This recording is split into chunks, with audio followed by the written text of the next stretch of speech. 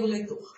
Vamos então dar início aos nossos vídeo bônus do livro Desgovernança Corporativa. O vídeo 1, nós vamos falar a respeito de governança corporativa para pequena e média empresa. O conceito de governança corporativa já foi tratado lá no livro. Nós falamos dele na introdução, na parte 1, que fala dos impactos da falta de governança na família, na gestão e na propriedade. Agora vamos falar aqui do aspecto prático. Como assim? Por que governança na pequena e média empresa? Como é a governança na pequena e média empresa? Por que aderir a essa prática? Primeiro, eu diria para vocês que pela representatividade que a pequena e média empresa tem na nossa economia. Nós somos um país, segundo dados do IBGE e do SEBRAE, cujo volume de empresas familiares e de pequenas e médias empresas ocupam um percentual elevadíssimo de 90% a 95%, ficando o restante para as empresas de grande porte. Pois bem, nas empresas de grande porte, a governança corporativa já é uma prática. Por quê? Porque são empresas que às vezes já estão no ambiente de mercado internacional ou porque desejam esse mercado internacional, têm estruturas de gestão muito mais complexas, com níveis hierárquicos, às vezes até com estruturas fora do país. Então a governança corporativa chega a ser quase que uma necessidade.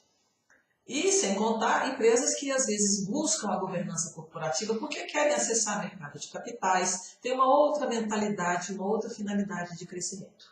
No caso da pequena e média empresa, a relevância da governança corporativa é o fato, primeiro, da representatividade que esse grupo de empresas tem no cenário da economia, como eu disse, e porque existe um dado já também muito comprovado que essas empresas, embora em grande número, elas não têm uma vida muito longa.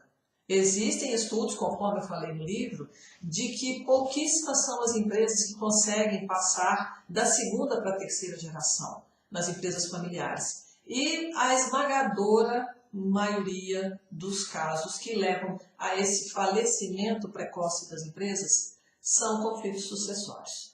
E não há, dentre todas as ferramentas de gestão e técnicas e práticas, nada que melhor cuide da empresa e das partes envolvidas para evitar que isso aconteça do que a governança corporativa. Sem dúvida alguma, é a melhor solução. Então, a partir do momento que um empresário funda uma empresa com o seu espírito empreendedor, do jeito que ele sabia fazer, e o seu negócio vai se ampliando, vai crescendo, ele tem necessidade de profissionalizar a gestão. Nada impede que ele faça isso com as próprias pessoas da sua família. E muitas vezes esses laços familiares são um grande impeditivo para que a profissionalização da gestão aconteça de forma fria, real, como precisa ser num trabalho de profissionalização. Quando falamos em adotar práticas de governança corporativa para a pequena e média empresa, é claro que nós não estamos querendo também colocar ali naquele universo da empresa de pequeno e médio porte toda a abrangência das regras e normas e orientações da governança corporativa, porque eu parto do princípio, quem pode o mais, pode o menos. Então, nesse caso, a empresa ou as regras de governança são adaptadas à realidade daquela família, daquela empresa, aos objetivos de crescimento, e não existe regra pronta, produto pronto, instrumento de governança pronto. Todo trabalho de governança tem que ser um trabalho personalizado, individualizado. E isso não é diferente para a empresa de pequeno e médio porte. Mas como isso se daria na prática? A governança corporativa acontece com base em 4 pilares: transparência, equidade, prestação de contas e responsabilidade corporativa. Vamos falar apenas de 2. Vamos falar da transparência e da equidade. Como que uma empresa de pequeno e médio porte pode inserir gradativamente práticas de governança na sua gestão? Partindo só desses 2 pilares, não vamos falar de todos. Por exemplo, fazendo com que a empresa tenha a transparência de conversar com seus colaboradores através do que de fato é o desejo de crescimento daquele fundador. O que ele ambiciona para aquela empresa? Pode ser feito através da criação de um quadro de missão, visão e valores, que não deve ser apenas um quadro. Aquilo tem que ser realmente o desejo verdadeiro do fundador. A prática de reuniões com as partes relacionadas. Se há sócios, por que não fazer um acordo de cotistas, que suponhamos que seja uma empresa limitada, que é a maior parte também, né, do formato jurídico.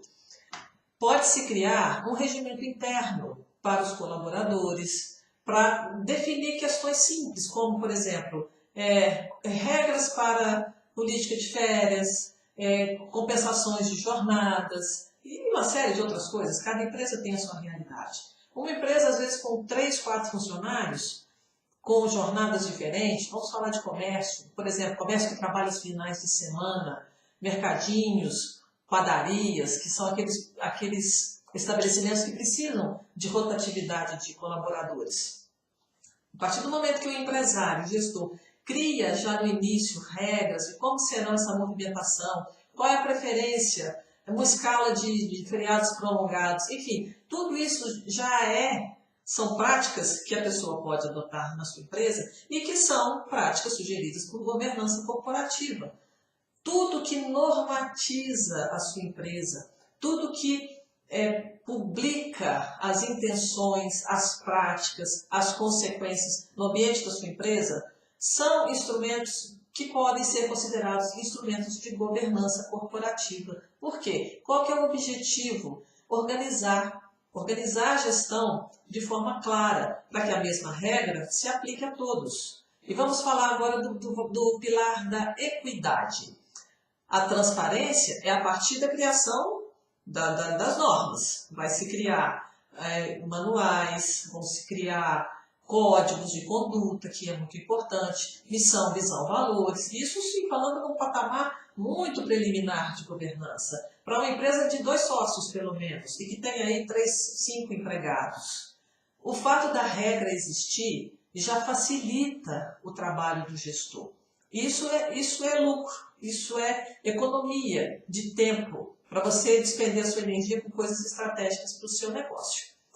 Falando da equidade, nós estamos falando de empresa familiar, porque esse aqui é o nosso ambiente, é o nosso universo, né? A nossa sala de aula é a empresa familiar, é para esse público que eu estou falando. Agora, se o seu filho trabalha na empresa, ele não pode ter privilégios em relação a um colaborador.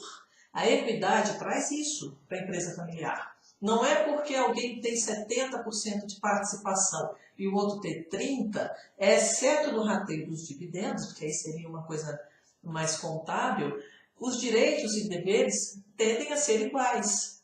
Algumas responsabilidades jurídicas pesam mais para o sócio que tem a maior participação no capital. Mas eu digo que quase que exclusivamente a responsabilidade dele na integralização do capital. Fora isso, se são responsabilidades que são atreladas à sociedade, a maioria, se não 100% dos casos, ela é revestida da solidariedade. Ou seja, não importa se você tem 1%, se você tem 90%. Se a responsabilidade é da companhia, você, enquanto sócio, acaba respondendo por ela totalmente, né? Conforme o caso. Então, nesse caso, como é que se aplica a governança corporativa para a pequena e média empresa? Dotando de instrumentos normativos, trazendo a aplicabilidade desses valores e fazendo uma gestão transparente, fazendo reuniões periódicas, publicando informações para aqueles que desejam saber. Agora, qual é o benefício disso, né? O que eu ganho expondo a minha empresa dessa forma? A primeira coisa que você ganha é uma grande participação na contribuição social. Porque uma vez que você decide que na sua empresa as coisas vão ser feitas da maneira certa, da maneira formalizada, de forma que não vai haver prejuízo nem privilégio para esse ou aquele, você já está trazendo um equilíbrio para a relação empresarial, que é algo muito importante.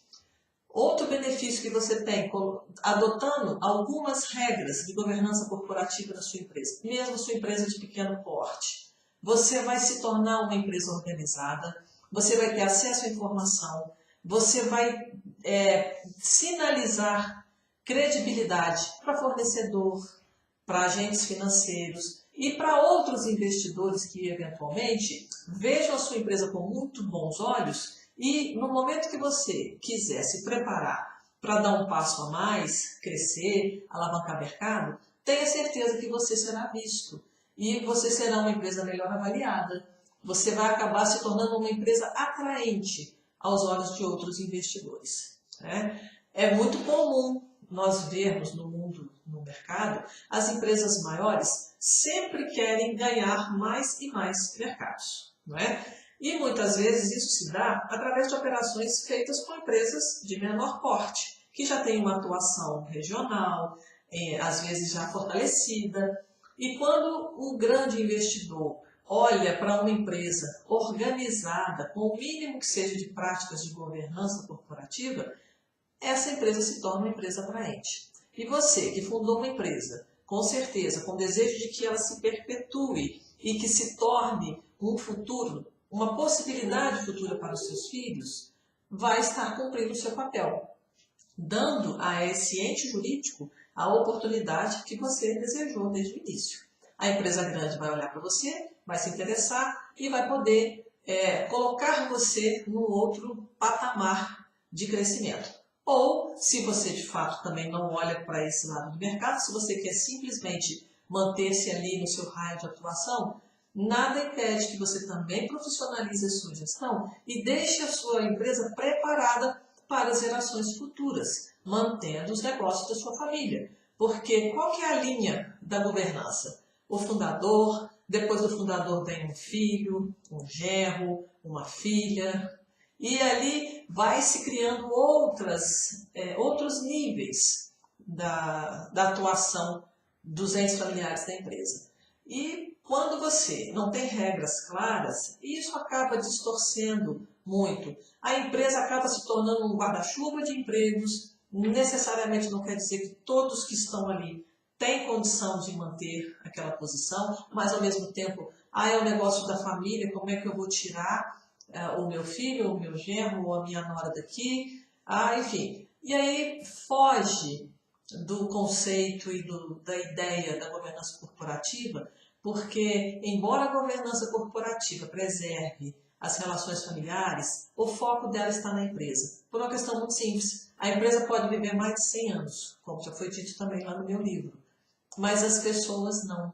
Então, é muito mais importante, sob a ótica da governança corporativa, que todo o olhar de profissionalismo seja lançado sobre a empresa, porque se a empresa existir, ficar forte e se perpetuar, de alguma forma aqueles herdeiros e sucessores vão usufruir daquele patrimônio.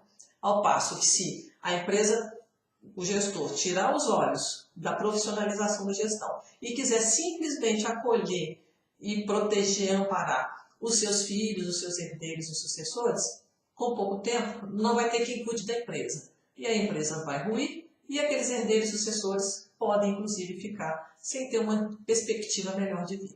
Então, esse é o objetivo da governança corporativa na pequena e média empresa.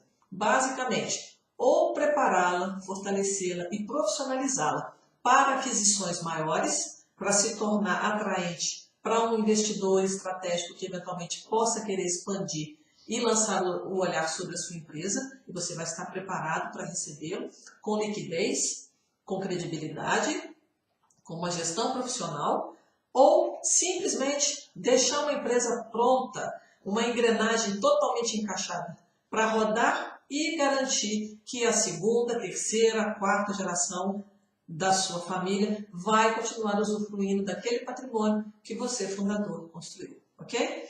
Então, esse é o nosso papo desse vídeo. Se você achou interessante, comente. Se você tiver alguma dúvida, pode me perguntar. Se você quiser trazer o seu caso, me falar como é que é a sua história, para pedir algum tipo de orientação ou mesmo trocar uma ideia, manda um e-mail para mim, o endereço está aqui no rodapé, vamos conversar. A governança corporativa cabe em qualquer lugar, não importa o tamanho da sua empresa. E quando você pensar nisso, não pensa no tamanho da sua empresa, pensa no tamanho do mercado que você ocupa, que, como eu disse no início do vídeo, de 90% a 95%. Então, você está longe de ser pequeno. e você precisa pensar como grande, ok? Um abraço para vocês, até o próximo vídeo.